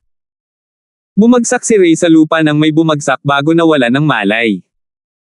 Walang halaga kahit isang suntok. Si Lucian ay may ekspresyon ng paghamak. Ang core formation stage ay nahahati sa 9 na antas, at mayroon itong 2 yugto. Ang unang yugto ay mula sa ikatlong antas ng core formation stage hanggang sa ikaapat na antas ng core formation stage, at ang pangalawang yugto ay mula sa ika-6 na antas ng core formation stage hanggang sa ika-7 antas ng core formation stage. Mayroong pagkakaiba sa lakas ng dalawang sinaunang mammoth sa pagitan ng mga yugtong ito. Tulad ng para sa iba pang mga antas ng paglilinang sa core formation stage, bawat pagtaas sa antas ay magbibigay ng dagdag na sinaunang mammoth na halaga ng lakas. Tanging ang dalawang yugtong ito ay medyo espesyal. Ang offensive martial skill at movement technique ni Ray ay parehong mataas na grado ng profound rank martial skills at parehong nilinang hanggang sa perfection stage. Ang kanyang kakayahan sa pag-unawa ay talagang nakakagulat. Ngunit sa kasamaang palad, ang kanyang cultivation ay mas mababa kaysa kay Lucian ng sobra. Oo, ang pagkakaiba sa pagitan ng ikatlong antas ng core formation martial artist at isang pang-apat na antas ng core formation martial artist ay tunay na napakahusay, at sila ay nasa ganap na magkaibang larangan. Kung si Rey ay nasa ika-4 na antas din ng core formation stage, sa lakas ng kanyang offensive martial skill at movement technique, hindi naman si Rey ang kanyang makakalaban. Bumantong hininga ang lahat ng nanunood na mga kabataan dahil naawa sila kay Rey. Anong gusto mo? Uminom si Quentin ng gold injury pill at bahagyang gumaling ang kanyang mga sugat nang mapansin niyang naglalakad si Lucian na naging sanhi ng hindi namamalayang ekspresyon ng kanyang mukha. Stomp! Tinadyakan ni Lucian ang kanyang paa sa steamed bun na naging dahilan upang maging flat ito at natatak ng kanyang shoe print. Kumain ka na. Isang malisyosong ngiti ang lumitaw sa mukha ni Lucian habang nakatingin siya kay Quentin. Ikaw. Mabuti pang huwag kang masyadong lumayo. Nadistorbo ang mukha ni Quentin. Hindi niya inaasahan na ipapahiya siya ni Lucian sa ganoong paraan. Ang ilan sa mga nakapaligid na kabataan ay hindi na makatiis na manood, ngunit walang nang ahas na magsalita dahil takot sila kay Lucian. Ano bang problema, Quentin? Ang kapatid ko, si Lucian, ay nililibang ka ng steamed bun, pero you're f-king pushing your luck. Gusto mo bang pakainin ka namin? Malakas na naglakad si Rey at dinala ang 3 pang disipulo ng Yale clan bago kumapit sa lakas ni Lucian para i-bully si Quentin. Kuya Lucian, kailangan mo lang sabihin at kukunin ko siyang kainin lahat ng steamed buns na ito. Ang mga kabataan ng Yale clan ay lumakad ng 2 hakbang bago nila tinapakan ang lahat ng iba pang steamed bun at itinatak ang kanilang mga print ng sapatos sa mga ito. Okay. Nagsimulang tumawa si Lucian. Gayunpaman, ang kanyang ngiti ay napawi nang wala sa oras. Okay my ass. Isang paputok na dagandong na sinamahan ng isang walang katulad na mabilis na figure ang umungol sa hangin at lumapit na parang unos. Ang mga tao ay nagmamadaling nagbukas ng isang daanan bago tumitig sa espasyo sa itaas ng figure dahil mayroong 7 sinaunang mammoth na silhouette na sumugod sa hila. Ang lakas ng 7 sinaunang mammoth. Ika-5 antas ng core formation stage. Bulalas ng maraming kabataan. Alvin. Tumingin si Lucian sa binata na nakadamit ng violet na lumilipad patungo sa kanya. Namutla ang kanyang ekspresyon nang mapansin niya ang 7 sinaunang mammoth silhouette sa itaas ng kabataan. Ang unang naisip niya ay nasira si Alvin. Ang mga kasanayan ni Alvin ay isang bagay na alam niya, at sa gayon ay alam niya na hindi siya katugma para sa kanya, na ngayon ay may dagdag na napakalaking halaga ng lakas. Nanginig ang mga paa ni Lucian bago kumislap palabas. Gusto niyang tumakas. Gusto mong tumakas. Pwede ba? Ngumisi si Alvin. Itong si Lucian ay gustong tumakas. Hindi nagtagal, napansin ni Lucian na ang walang katulad na mabilis na figure ni Alvin ay talagang gumawa ng kakaibang bilog at tila isang espiritong ahas habang siya ay direktang kumikislap upang harangan ang kanyang dinadaanan. Lumubog ang mukha ni Lucian habang sumisigaw, sa mahinang boses, Alvin, ang kuya ko ay miyembro ng Iron Blood Army at isa siyang 8th level core formation martial artist. Kung maglakas loob kang gumawa ng kahit ano sa akin, hindi ka niya pababayaan. Kahit na ang nasa likod mo ay ang Emperor, hindi ka pa rin niya may iligtas ngayon. Nanlamig ang tingin ni Alvin. Tila nag-transform siya sa isang cannonball habang siya ay lumipad palabas. Whoosh! Sa pag-atake dahil sa galit, ang kanyang braso ay walang awang umindayog palabas na parang nagngangalit na sawa na itinaindayog ang buntot nito.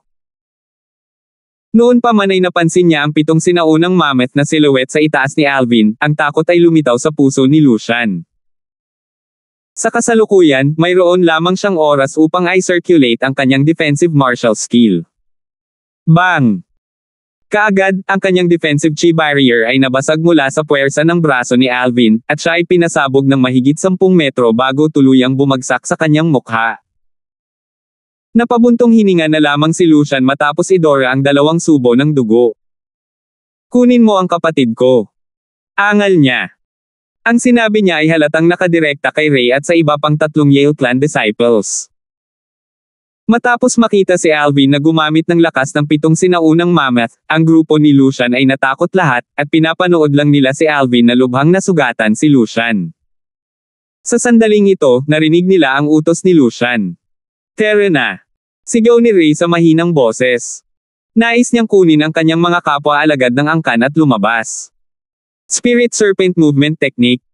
Gumalaw ang katawan ni Alvin sa unang posibleng sandali at humarang sa kanilang dinadaanan. Ang mga ekspresyon ng 4 na grupo ni Ray ay agad na namutla. Bang! Paalang na winalis ni Alvin ang kanyang braso na nagdadala ng lakas para tanggihan ang anumang bagay sa kanyang harapan, pinasabog ang 4 na grupo ni Ray at nagdulot sa kanilang lahat ng mabibigat na pinsala na naging dahilan para mahirapan silang tumayo. Mula sa sandaling ginawa ni Alvin ang kanyang unang hakbang hanggang sa ang 5 kabataan ng Yale Clan ay nasa sahig, ito ay halos 10 paghinga ng oras. Samantala, sa wakas ay nag-react ang mga nakapaligid na kabataan. FK. Ang lakas ng 7 sinaunang mammoth. Talagang nakapasok si Alvin sa ika-5 antas ng core formation stage. Freak! Ilang taon na siya. Ang isang halimaw na martial artist na tulad niya ay hindi pa nagpakita sa ating Crimson Sky Kingdom, tama ba? Ang Lucian na iyon ay talagang kasawiang palad na nasaktan si Alvin. Si Ray at Quinten ay parehong mga kaibigan ni Alvin, kaya malamang na hindi papayag si Alvin sa bagay na iyon. Sa ilalim ng mga tingin ng lahat ng naroroon, si Ray ay inalog gising ni Chendong bago uminom ng gold injury pill. Kinuha ni Alvin ang lahat ng medicinal pill na hawak ng 5 kabataan ng Yale Clan, dahilan upang hindi sila makainom ng gold injury pills para mabawi ang kanilang mga sugat. Ayos ka lang ba? Iniabot ni Alvin ang kanyang kamay at hinayla si Quinten pataas. Sa kabutihang palad, dumating ka sa tamang oras. Kung hindi, napahiya ako sa kanila. Si Quinten ay nagkaroon ng bahagyang takot. Dahil gusto nila ang mga steamed buns na iyon, maaari mong ibalik ang pabor sa kanila. Namilog ang mga mata ni Alvin nang lumitaw ang pagngisi sa mga sulok ng kanyang bibig. Haha! Muntik ko nang makalimutan. Tumawa si Quinten habang pinupulot ang steamed buns na natapakan ng patag, pagkatapos ay lumapit siya sa 4 na kabataan ng Yale Clan at isa-isang isinuot ang mga buns sa kanilang mga bibig. Sa sandaling ito, siya ay walang takot. Itinapon niya ang katagang County City Yale Clan sa likod ng kanyang ulo. Nang mapansin niyang hindi nakikipagtulungan ang 4 na kabataan ng Yale Clan, sinabi ni Alvin, sa malamig na boses, kung maglakas loob kang isubo, dudurugin ko ang lahat ng ngipin mo. Agad namang nanginig ang kanilang mga katawan at nilamon nila ang steamed buns na natapakan nila kanina. Puno ng kahihiyan at hinanakit ang mga mukha nila. Ang mga kabataan na nanunood sa eksena ay pawang natulala. Biglang tumalikod at umalis ang isang kabataang medyo payat. Kung aabisuhan ko ngayon ang nakatatandang kapatid ni Lucian, maituturing itong pabor sa Yale Clan. Ang pagkakaroon ng pabor ng Yale Clan ay magbibigay sa akin ng hindi mabilang na mga benepisyo. 113. Quinten, may isa pang steamed bun. Huwag mong sayangin. Tiningnan ni Alvin ang steamed bun na natapakan hanggang sa magmukha itong putik at bahagyang ngumiti. Hayaan mo ako. Bago pa man makapag-react si Quinten, si Ray, na nagising at bahagyang nakabawi, ay kinuha ang steamed bun na mukhang putik at naglakad papunta kay Lucian. Ray, huwag kang maglakas loob. Papatayin kitang walang libingan. Nagsikip ang mga mag-aaral ni Lucian habang siya ay umuungol. Bakit hindi ako maglakas loob? Ngumisi si Ray habang inabot niya ang kanyang kamay at hinawakan ang buhok ni Lucian bago siya hinayla pataas. Nililigawan mo si kamatayan. Itinaas ni Lucian ang kanyang kamay at akmang sasalakayin si Ray. Sampal. Si Alvin ay nanunood kay Lucian mula pa noong una. Nang mapansin niyang gustong umatake, ang katawan ni Alvin ay kumislap pasulong at hinawakan ang kanyang kamay. Lucian, kung hindi ka makikipagtulungan, pupulutin ko ang iyong braso ngayon. Malamang na hindi ka makapasa sa pagsusulit sa Genius Camp kapag nawala mo ang brasong ito. Alvin. Nagngangalit si Lucian habang binibigkas niya ang pangalan ni Alvin ng salita ng may galit na ekspresyon. Kahit na siya ay galit na galit, hindi siya nang-ahas na gumawa ng anumang karagdagang paggalaw, dahil hindi siya nag-alinlangan kahit kay titing na si Alvin ay maglalakas loob na gawin ang kanyang sinabi. Anong biro? Paano naging duwag ang taong nang-ahas na maging mapangahas sa harap ng Vice Commander? Pilit niyang nilalamon ang apoy ng galit na nag-aalab sa loob niya, at sa kanyang puso ay nanumpa siya na babayaran niya si Alvin ng 1,000 ulit. Kumain ka na. Ang mga mata ni Ray ay kumislap na may bakas ng lamig habang hawak niya ang buhok ni Lucian gamit ang isang kamay at pinalamanan ng isa niyang kamay ang steamed bun na may bahid ng putik at mga tatak ng sapatos sa bibig ni Lucian. Sampal. Itinaas ni Ray ang kanyang kamay at hinampas ang kanyang palad sa likod ni Lucian. Agad, nilunok ni Lucian ang buong steamed bun. Blearge. Nakaramdam ng pagkasuklam si Lucian, pagkatapos ay naging sobrang hindi magandang tingnan ang kanyang mukha nang hindi niya ito maidere. Tumayo si Ray at tumingin kay Lucian na may mga mata na naglalabas ng malamig na tingin. Ito ang unang pagkakataon sa buong buhay niya na nawalan siya ng mukha sa harap ng napakaraming tao, at kung hindi dahil sa takot niya sa Yale clan ng County City, napatay na niya si Lucian. Sampal. Sampal. Sampal. Sampal. Ginaya ni Quentin ang ginawa ni Ray at inihampas ang kanyang palad sa likod ng bawat isa sa 4 na kabataan ng Yale clan, na naging dahilan upang mapalunok nila ang mga steamed bun na kanilang tinapakan. Ang nakapalibot na grupo ng mga kabataan ay nakamamatay na tahimik, at lahat sila ay nakaramdam ng lamig sa kanilang pag-ikot.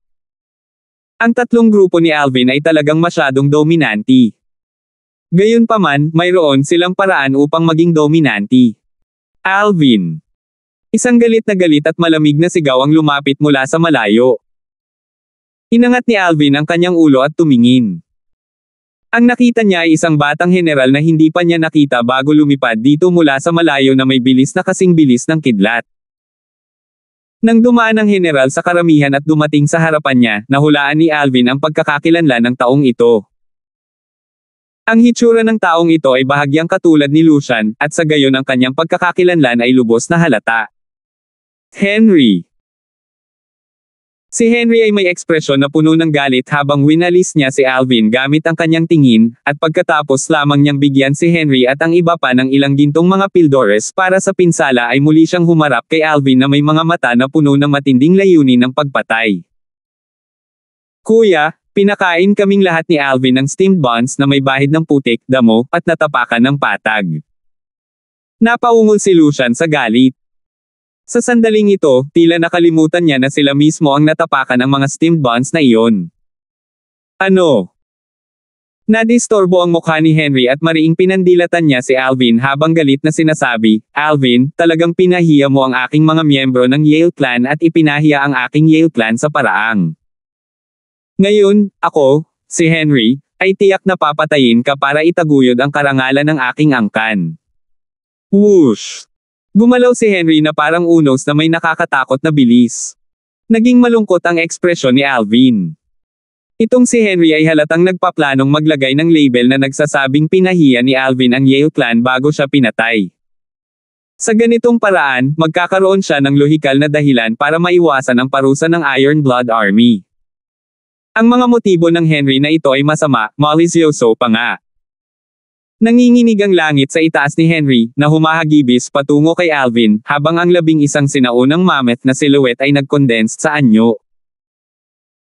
Malinaw, itong si Henry ay may antas ng paglilinang na katulad ng kay Centurion Froilan, ang namatay sa kamay ni Alvin 3 buwan na ang nakakaraan.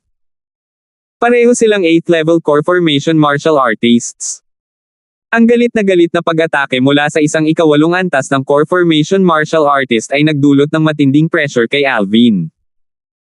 Sa sandaling ito, naramdaman ni Alvin na malapit na siyang masuffocate. Sa bilis ng isang 8th level core formation martial artist, imposibleng makaiwas si Alvin. Henry, dahil nililigawan mo si kamatayan, kaya hindi mo ako masisisi. Malamig ang boses ni Alvin, na parang nagmumula sa isang hukay ng yelo. Gumalaw ang kanyang katawan. Ginagamit niya ang Spirit Serpent Movement Technique para harangin si Henry. Sining sa pagguhit ng espada. Sa isang iglap, dumampi ang kanyang kamay sa kanyang baywang at ang Violet Myrtle Flexible Sword ay sumipol habang ito ay nagwawalis. Hindi niya ginamit ang lakas ng sandata ng espiritu, tanging ang kanyang origin energy para i-activate ang Blood Crescent inscription. Kalokohan. Nang makita si Alvin na talagang naglakas loob na harangin siya, napangisi si Henry sa kanyang mukha at ang kanyang mga mata ay naglabas ng kahangahangang hangarin na pumatay. Matagal na niyang narinig ang tungkol kay Alvin na umabot sa ikalimang antas ng core formation stage, at sa ngayon, ang hangarin ng pagpatay sa kanyang puso ay walang kapantay. Ngayong nakahanap na siya ng pagkakataon at naging tagapagtanggol ng karangalan ng Yale Clan, buong lakas niyang inatake, dahil ninanais niyang ganap na lipulin si Alvin at maiwasan ang anumang gulo sa hinaharap. Sa isip niya, kahit papatayin niya si Alvin sa sandaling ito, hindi siya masisisi ng Iron Blood Army. Gaya ng ginawa niya para sa kapakanan ng Yale Clan. Sa sandaling ito, hindi siya general ng Iron Blood Army, ngunit isang alagad ng Yale Clan na nagtataguyod ng karangalan ng angkan. Halos malagutan ng hininga ang mga taong naruroon habang pinapanood nila ang eksenang naganap. Alvin. Ang mga ekspresyon ni Ray, Quentin, at Chendong ay naging malungkot na may bakas ng pamumutla, dahil hindi nila akalain na kakayanin ni Alvin si Henry. Sa kalangitan, nakakasilaw sa mata ang pagkakaiba sa pagitan ng 7 sinaunang mammoth silhouette at 11 sinaunang mammoth silhouette. Sayang naman. Ang mga nakapaligid na kabataan na nanunood ay nagbuntong hininga sa kanilang mga puso. Nainggit ang langit sa mga may regalo. Walang nag-iisip na makakaligtas si Alvin. Gayunpaman, sa susunod na sandali, lahat sila ay natulala. Spirit Serpent Movement Technique. Sa sandaling harangin ni Alvin si Henry, nanginginig ang kanyang mga paa at ang kanyang katawan ay pumihit sa 1 degree. Nilampasan niya ang manggas ni Henry at bahagyang umiwas sa isang medyo nalungkot na estado.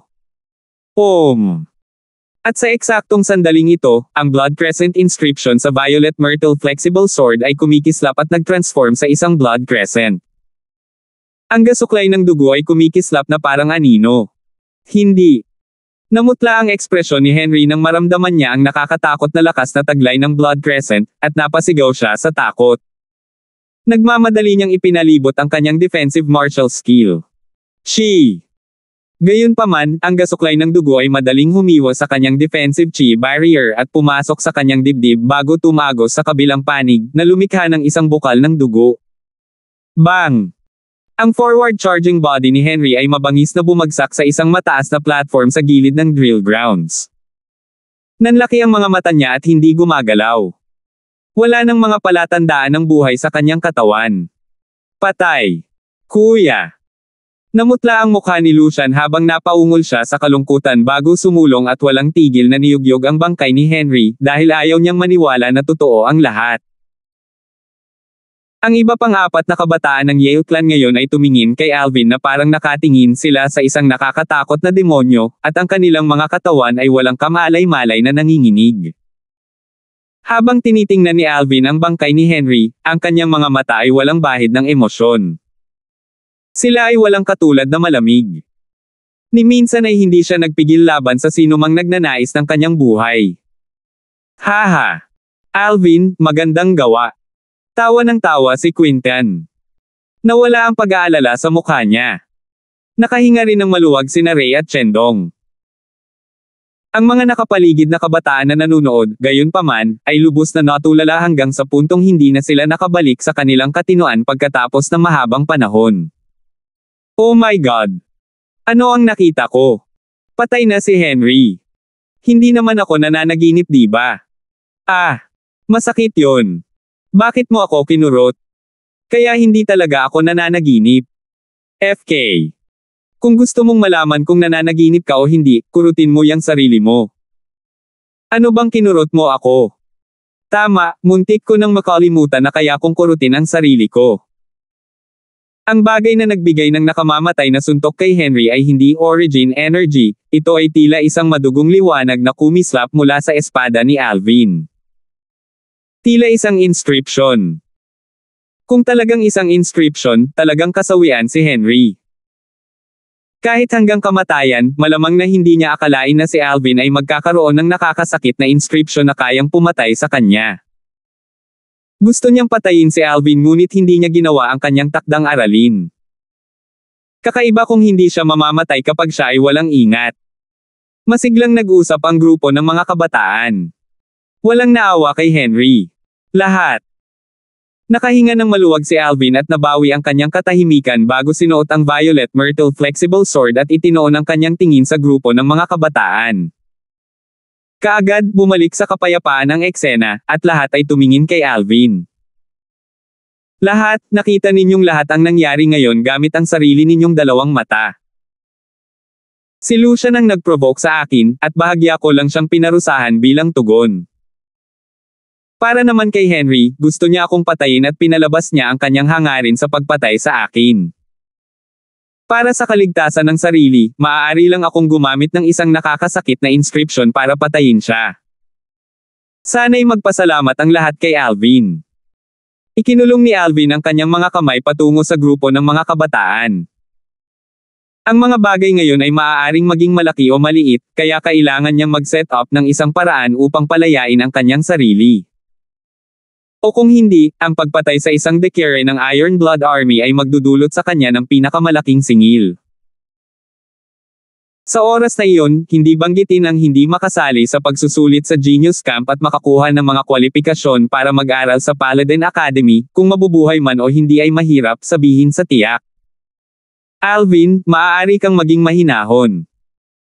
Ang sinabi mo ay ang katotohanan at walang iba kundi ang katotohanan, at nakita nating lahat ito ng ating mga mata, kaya tiyak na hindi natin maliligaw ang publiko. Oo, ginamit lang ni Lucian ang katayuan ng kanyang angkan at kapatid para mangapi ng iba ngayon, at sa gayon ay nabigyang katarungan ang kamatayan ni Henry. Dahil nakita namin ito ng aming mga mata, talagang hindi ito maaaring maging kasinungalingan. Isa-isang nilinaw ng mga nakapaligid na kabataan ang kanilang mga posisyon. Salamat, lahat. Isang maganang ngiti ang lumitaw sa mukha ni Alvin. Matagumpay niyang nakontrol ang lahat gamit ang sarili ni Davilawang kamay. Alvin, pinatay mo ang aking kapatid. Kahit na nasa tama ka ngayon at hindi ka parusahan ng Iron Blood Army, hindi papayag ang aking Yale clan na mangyari ito ng ganoon kadali. Walang alinlangan na mamamatay ka. Puno ng hinanakit ang mukha ni Lucian habang galit na nakatitig kay Alvin. Maraming tao ang gustong mamatay ako, ngunit ang gusto kong malaman ay kung may kakayahan ang Yale clan mo. Malamig na kumikislap ang mga mata ni Alvin at isang panunuya ang lumitaw sa kanyang mukha. Kinailangan lang ng hapon bago kumalat ang balita tungkol sa pagpatay ni Alvin kay Henry sa buong campsite ng Iron Blood Army. Ang lahat ay ginawang kamalayan sa bagay na ito. Sa isang reserbang tolda, nakarating si Alvin sa ikalimang antas ng core formation stage. At pinatay si Henry sa pamamagitan ng pag-asa sa isang inscription ng pagkakasala. Habang ang isang kabataang nakasuot ng pulang damit ay may hawak na espada sa kanyang yakap, lumalabas sa kanyang mga mata ang layunin ng labanan.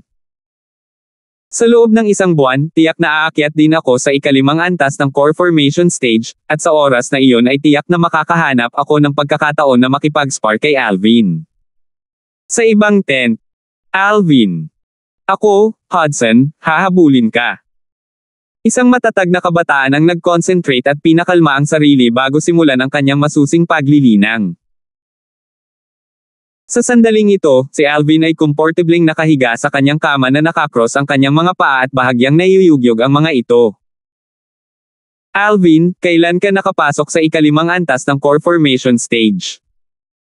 Si Quentin, na walang kama na makahiga, ay nakaupo sa sahig habang tinitingnan niya si Alvin na may kakaibang tingin. Napansin ni Alvin na kahit sina Ray at Quentin ay napasulyap. Sisigot pa lang sana siya. Alvin, pinapatawag ka ng Vice Commander. Isang malalim na boses ang narinig mula sa labas ng tent. Salamat po at sinamahan ninyo ako, ingat lagi mga master.